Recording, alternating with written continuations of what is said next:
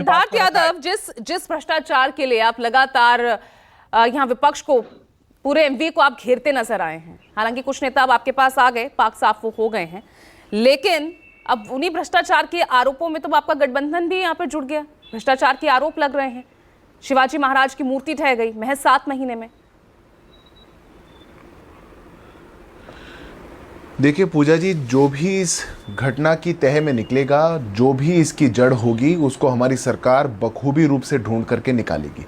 किसी पक्ष को हमारी सरकार ने नकारा नहीं है, क्योंकि किसी भ्रष्टाचारी या फिर किसी अन्य कारण से जो भी ये घटना हुई है उसको बचाने की हमारी सरकार की कोई मंशा नहीं है। हमारी सरकार ने अरेस्ट इसमें कर लिया है, एफआईआर इसमें दर्ज हो चुकी है, इसमें इन्वेस्टिगेशन कमेटी बैठ चुकी है। हर प्रकार से देखा जाएगा, ये कोई स्ट्रेटेजिक तरीके से करा हुआ काम नहीं है। जो कॉन्ट्रैक्टर वहां काम करा करता था वो किसी सरकार के मंत्री का या किसी का चहेता नहीं था, उसको कोई रिपीटेड कॉन्ट्रैक्ट्स नहीं दिए जाते थे। एक आइसोलेटेड घटना ऐसी है जहां पर अगर कुछ भी, मैं मानता हूं 1% की किसी भी और पे देने वाली बात होगी तो उस पर सरकार तुरंत संज्ञान लेकर काम करेगी। पर अब मैं पूजा जी राजनीति पर भी बोलना चाहूंगा। कौन कह रहे हैं छत्रपति शिवाजी महाराज के लिए? कौन उतरे हैं आज सड़कों पे? वो लोग जिनकी पार्टी ने, कमलनाथ ने मध्य प्रदेश के अंदर बुलडोजर चला दिया था स्टैच्यू पर। अरे ये तो घटना है, वो हमला था।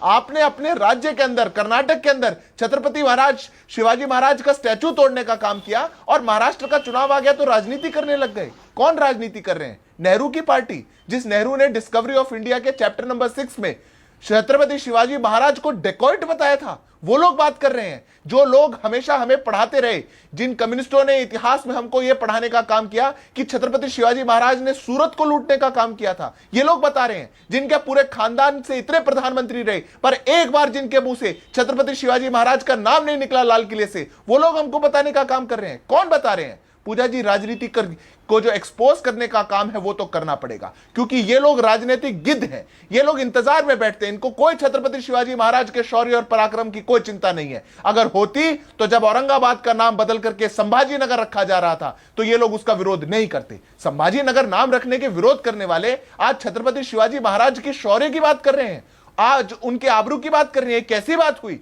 औरंगजेब ने जिन संभाजी महाराज को कैद करके, क्योंकि वो इस्लाम में कन्वर्ट नहीं हुए थे, उनकी किस प्रकार से बर्बर हत्या करने का काम किया था, उसके समर्थन में, औरंगजेब के समर्थन में खड़े होने वाले लोग आज छत्रपति शिवाजी महाराज का नाम अपने गोल पोस्टिंग भी तो राजनीति ही करना होता है ना सिद्धार्थ यादव? भी शर्मसार होता है।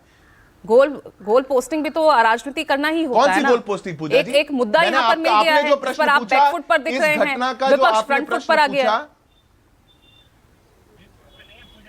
मैं आ रही हूँ, एक मिनट। विनोद कुछ कहना चाह रहे हैं, मैं आ रही हूँ। मैंने उसका बेबाकी से जवाब दिया। सिद्धार्थ जी, मुझे बताइए, राज्य में आपकी सरकार है, एक ही गिरफ्तारी हुई है, 24 साल के लड़के को एक काम दिया गया था जिसने अब तक सिर्फ 1.5 फीट का ही पुतला बनाया था, उसको कैसे काम दिया गया? इसमें भ्रष्टाचार हुआ है कि नहीं, आप बताएं। और उनको जो आर्किटेक्ट है, जो शिल्पकार है, जिसने ये पुतला बनाया था, उसको आपकी ही सरकार में से कुछ लोग क्यों बचा रहे हैं?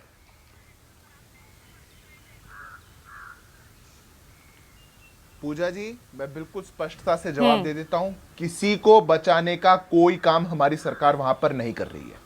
कोई भी इस घटना की जड़ में, मैं पुनः बोल देता हूं, सबसे पहले मैंने आप ही के प्रश्न का जवाब दिया था, इस घटना की जड़ का जो भी कारण होगा, भारतीय जनता पार्टी की, वहां पर हमारी सरकार, हमारे गठबंधन की, एनडीए की सरकार उस जड़ तक जाकर के जो भी दोषी हैं उनको सजा देने का काम करेंगे। हमारे बूथ लेवल के कार्यकर्ता से लेकर के आदरणीय प्रधानमंत्री, आपके पास इंटेलिजेंस ब्यूरो है, पुलिस है, आपके पास तमाम एजेंसी आपके पास है, एक 24 साल का आर्किटेक्ट आपको मिलता नहीं है, उसे गिरफ्तार आप नहीं कर पाते हैं, तो ये कैसी सरकार है? आप हमें बस इतना जवाब दीजिए, 24 साल का एक लड़का जिसको कौन समर्थन कर रहा है, उसको कौन सपोर्ट कर रहा है, उसको क्यों नहीं आपके हाथ लग रहा है? सरकार आपकी होते हुए पुलिस आपके पास है, प्रशासन आपके पास है, आर्किटेक्ट अब तक क्यों नहीं गिरफ्तार हुआ?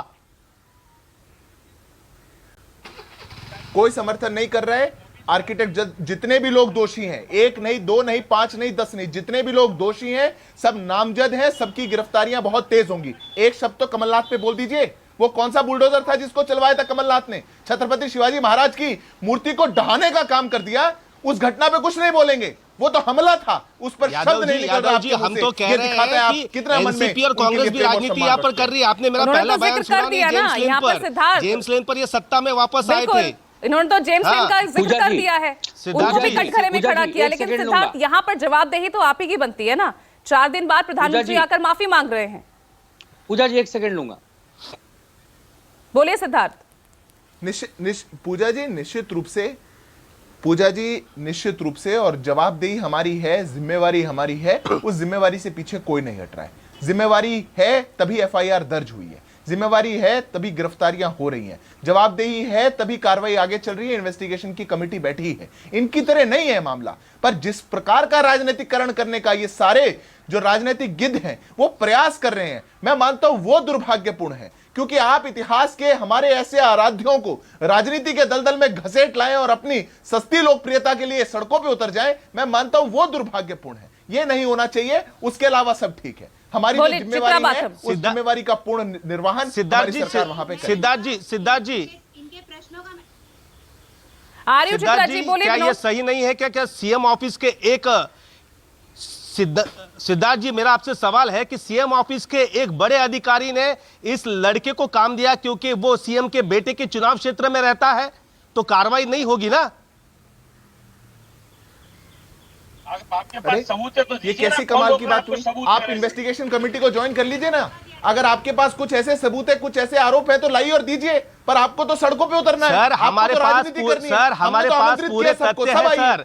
हमारे पास पूरे तथ्य है कि सर सिद्धार्थ जी, हमारे पास पूरे तथ्य है।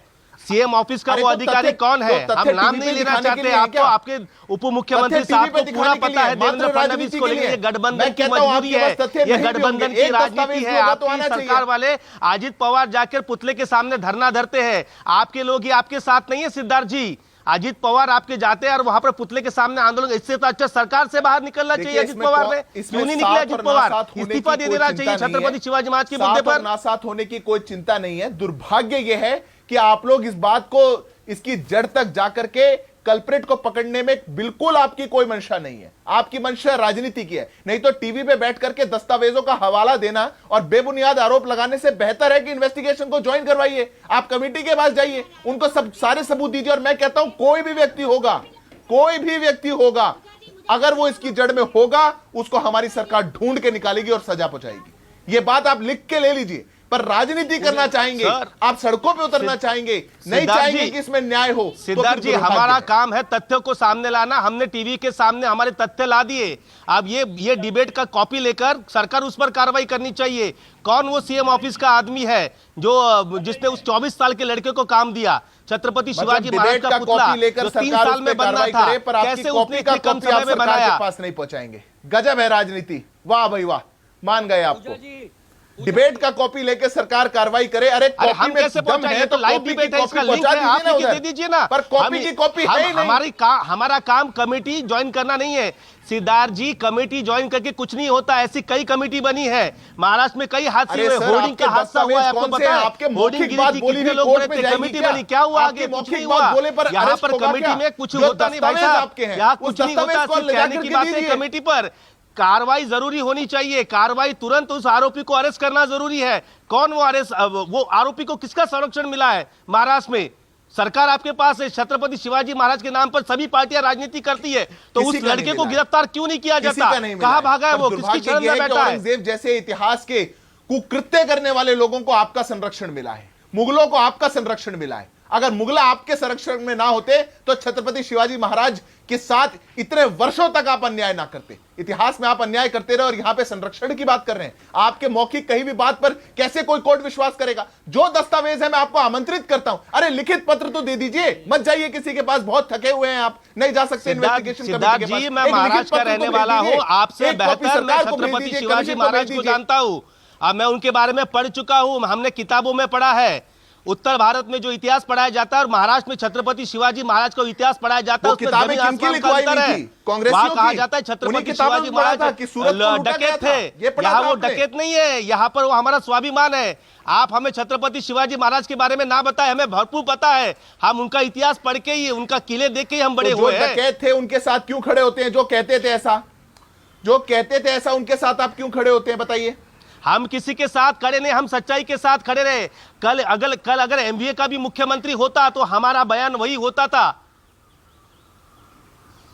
मनोज जरंगे पाटिल ने भी कहा है, सभी पार्टियों से विनती की है, जो मनोज जरंगे पाटिल आज कह रहे हैं कि भारतीय जनता पार्टी की सत्ता गिराएंगे, उन्होंने एनसीपी कांग्रेस को भी कहा है कि आपको भी नहीं छोड़ेंगे, वो खुद कल गए थे, उन्होंने वहां पर आह्वान किया कि भाई शांत रहो, पुतले पर राजनीति मत करो, सभी लोग शांत रहो। अरे आप गठबंधन में क्यों है, सरकार में क्यों, ये बता देखिए दीजिए। पूजा, ये बात तो सही है, कांग्रेस हो, एनसीपी हो, शिवसेना हो, बीजेपी हो, सभी पुतले पर राजनीति कर रहे हैं। एक को सत्ता में आना है, दूसरे को सरकार बचानी है, बाकी यहां पर कुछ नहीं चल रहा है, सिर्फ राजनीति चल रही है। 24 साल का लड़का पुलिस के हाथों कैसे नहीं मिलता? अगर पत्रकार कोई गुनाह कर दे, उसके वो एफआईआर दर्ज होती है तो तुरंत बुला के लिया जाता है, कोई अन्य आम आदमी हो तुरंत उठा के लेके जाता है पुलिस। लेकिन आज वो व्यक्ति कहां है? 24 साल का लड़का कहां पर है? कहां गायब कर दिया सरकार ने? ठीक है विनोद जगदाले।